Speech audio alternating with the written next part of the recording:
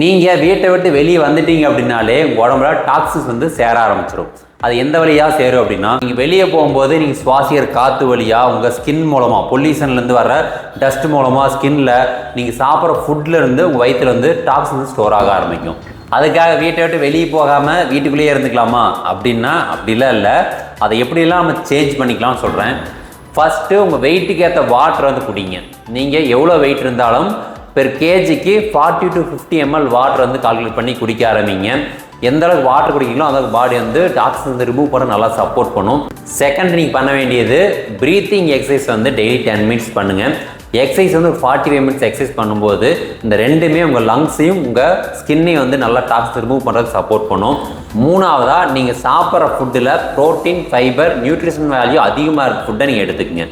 நார்மலாகவே நம்ம உடம்பு டெய்லி பேஸ் டாக்ஸின்ஸ் ரிமூவ் பண்ணும். இந்த மாதிரி விஷயங்கள் நீங்கள் ஃபாலோ பண்ணீங்க அப்படின்னா இன்றைக்கி இருக்க லைஃப் ஸ்டைலுக்கு அதிகமாக டாக்ஸ் ரிமூவ் பண்ணுறதுக்கு பாடி நல்ல சப்போர்ட் கிடைக்கும்.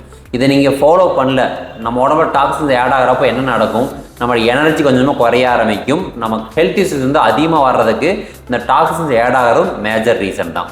அதனால் லைஃப் ஸ்டைலையும் கரெக்டாக வச்சுங்க, ஃபுட்டை கரெக்டாக வச்சு உடம்ப டாக்ஸின் ஃப்ரீயாக இருக்கிறதுக்கு சப்போர்ட் பண்ணுங்கள்.